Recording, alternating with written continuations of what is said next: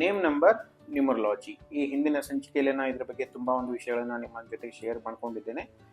ಈ ಒಂದು ಸಂಚಿಕೆಯಲ್ಲಿ ನೇಮ್ ನಂಬರ್ ಅಂದರೆ ಬರ್ತ್ ಡೇಟ್ 7/16/25 ಅಂದರೆ ಇದರ ಒಂದು ಆಡಳಿತ ಗ್ರಹ ಬಂದು ಕೇತು, ನೆಪ್ಚೂನ್. ಓಕೆ,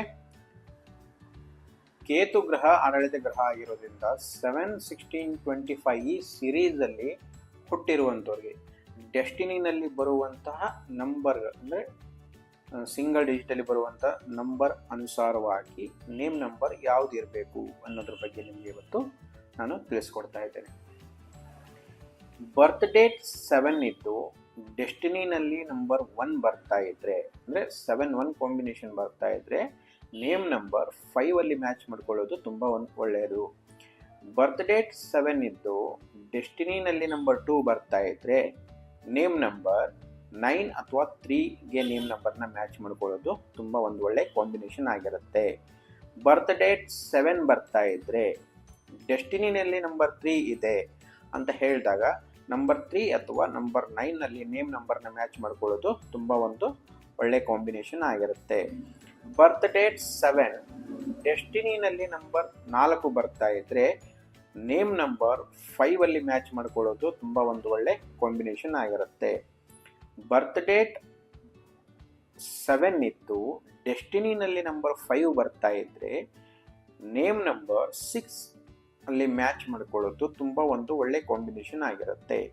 ಬರ್ತ್ ಡೇಟ್ 7 ಇದ್ದು ಡೆಸ್ಟಿನಿನಲ್ಲಿ ನಂಬರ್ 6 ಬರ್ತಾ ಇದ್ರೆ ನೇಮ್ ನಂಬರ್ 5 ಅಥವಾ 9ಗೆ ಮ್ಯಾಚ್ ಮಾಡ್ಕೊಳ್ಳೋದು ತುಂಬ ಒಂದು ಒಳ್ಳೆ ಕಾಂಬಿನೇಷನ್ ಆಗಿರುತ್ತೆ.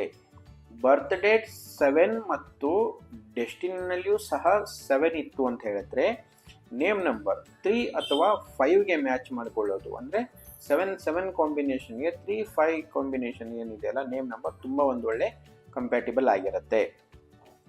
ಬರ್ತ್ ಡೇಟ್ 7 ಇದ್ದು ಡೆಸ್ಟಿನಿನಲ್ಲಿ ನಂಬರ್ 8 ಬರ್ತಾ ಇದ್ರೆ ನೇಮ್ ನಂಬರ್ 6 ಅಥವಾ 5ನಲ್ಲಿ ಮ್ಯಾಚ್ ಮಾಡ್ಕೊಳ್ಳೋದು ತುಂಬ ಒಂದು ಒಳ್ಳೆ ಕಾಂಬಿನೇಷನ್ ಆಗಿರುತ್ತೆ. ಬರ್ತ್ ಡೇಟ್ 7 ಇದ್ದು ಡೆಸ್ಟಿನಿನಲ್ಲಿ ನಂಬರ್ 9 ಬರ್ತಾ ಇದ್ರೆ ನಂಬರ್ 6 ಇಂದ ನೇಮ್ ನಂಬರ್ ಮ್ಯಾಚ್ ಮಾಡ್ಕೊಳ್ಳೋದು ಒಂದು ಒಳ್ಳೆ ಕಾಂಬಿನೇಷನ್ ಆಗಿರುತ್ತೆ. ಈ ರೀತಿ ನೋಡಿ, ನಿಮ್ಮ ಮಗುವಿಗೆ ಹೆಸರನ್ನ ನೇಮಿಂಗ್ ಸೆರೆಮನಿಗೆ ನೀವು ಹುಡುಕ್ತಾ ಇದ್ರೆ ಈ ರೀತಿ ಒಂದು ಬರ್ತ್ ಡೇಟ್ಗೆ ಅನುಸಾರವಾಗಿ ನಿಮ್ಮ ಡೆಸ್ಟಿನಿ ನಂಬರ್ ಏನಿರುತ್ತೆ ಆ ಪ್ರಕಾರ ಆ ನೇಮ್ ನಂಬರ್ನ ಯಾವ ರೀತಿ ಚೂಸ್ ಮಾಡ್ಕೊಳ್ಬೇಕು ಅನ್ನೋದ್ರ ಬಗ್ಗೆ ನಾನು ಮಾಹಿತಿಯನ್ನು ತಿಳಿಸ್ಕೊಟ್ಟಿದ್ದೇನೆ. ಈಗ ಆಲ್ರೆಡಿ ಎಕ್ಸಿಸ್ಟೆಡ್ ನಂಬರ್ ನೇಮ್ ಇತ್ತು ಅಂತ ಹೇಳಿದ್ರೆ ಕರೆಕ್ಷನ್ ಮಾಡ್ಕೊಳ್ಳೋದಾದರೆ ಈ ರೀತಿಯಾಗಿ ಒಂದು ಕಾಂಬಿನೇಷನ್ ಪ್ರಕಾರ ನೀವು ನೇಮ್ನ ಸೆಟ್ ಮಾಡ್ಕೊಳ್ಳೋದ್ರಿಂದ ಡೆಫಿನೆಟ್ ಆಗಿ ಏನಾಗ್ತದೆ, ಒಂದು ಲೈಫಲ್ಲಿ ಒಂದು ಪಾಸಿಟಿವಿಟಿ ಕ್ರಿಯೇಟ್ ಆಗುತ್ತೆ. ಎಜುಕೇಷನ್ ಇರ್ಬೋದು, ಹೆಲ್ತ್ ಇರ್ಬೋದು, ಮ್ಯಾರೇಜ್ ಆಸ್ಪೆಕ್ಟ್ಸ್ ಇರಬಹುದು. ಓಕೆ, ಈ ಒಂದು ವಿಷಯಗಳಲ್ಲಿ ಸೋಷಿಯಲ್ ಲೈಫ್ ಇರ್ಬೋದು, ಈ ಒಂದು ವಿಷಯಗಳಲ್ಲಿ ತುಂಬ ಒಂದು ಬದಲಾವಣೆಗಳು ಕಾಣುತ್ತೆ. ಯಾವುದೇ ನೇಮ್ ನೀವು ಚೇಂಜ್ ಮಾಡಿಕೊಂಡ್ರೆ, ನೇಮ್ ಕರೆಕ್ಷನ್ ಮಾಡಿಕೊಂಡ್ರೆ ಅಥವಾ ನೇಮ್ ಸೆರೆಮನಿ ಆಯಿತು ಅಂತ ಹೇಳಿದ್ರೆ ಆ ನೇಮ್ ಒಂದು ಇಂಪ್ಯಾಕ್ಟ್ ಅಂದರೆ ಒಂದು ಲೈಫಲ್ಲಿ ಅದರ ಒಂದು ಪ್ರಭಾವ ಬರೋದಕ್ಕೆ ಕನಿಷ್ಠ ಅಂದ್ರೂ ಒಂದು 90 ಡೇಸ್ ಸಮಯ ತೆಗೆದುಕೊಳ್ಳುತ್ತೆ, ಅಂದರೆ 3 ತಿಂಗಳು. ಅದಾದಮೇಲೆ ನೇಮ್ನ ಒರಿಜಿನಲ್ ಎಫೆಕ್ಟ್ ಏನಾಗ್ತದೆ ಆ ಹ್ಯೂಮನ್ ಮೇಲೆ ಅಂದರೆ ಆ ವ್ಯಕ್ತಿಯ ಮೇಲೆ ಆ ನಾಮಾಂಕದ ಒಂದು ಪ್ರಭಾವ ಸ್ಟಾರ್ಟ್ ಆಗುತ್ತೆ. ವೀಕ್ಷಕರೇ, ಇದರ ಬಗ್ಗೆ ಎಲ್ಲ ವಿವರಗಳನ್ನು ನಾನು ಡಿಸ್ಕ್ರಿಪ್ಷನ್ ಬಾಕ್ಸಲ್ಲಿ ಶೇರ್ ಮಾಡಿದ್ದೇನೆ.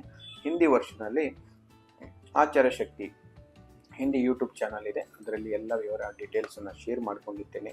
ನನ್ನ ವೇದಿಕೆ ಆಸ್ಟ್ರೋ ಅಕಾಡೆಮಿ ಚಾನಲ್ನ ಸಬ್ಸ್ಕ್ರೈಬ್ ಮಾಡಿಕೊಳ್ಳಿ. ಇನ್ನೂ ಹೆಚ್ಚಿನ ಮಾಹಿತಿಗಳು ನಿಮಗೆ ನನ್ನ ವಿಡಿಯೋ ಮುಖಾಂತರ ನಾನು ತಿಳಿಸ್ಕೊಡ್ತಾ ಇರ್ತೇನೆ. ನಮಸ್ಕಾರ ವೀಕ್ಷಕರೇ.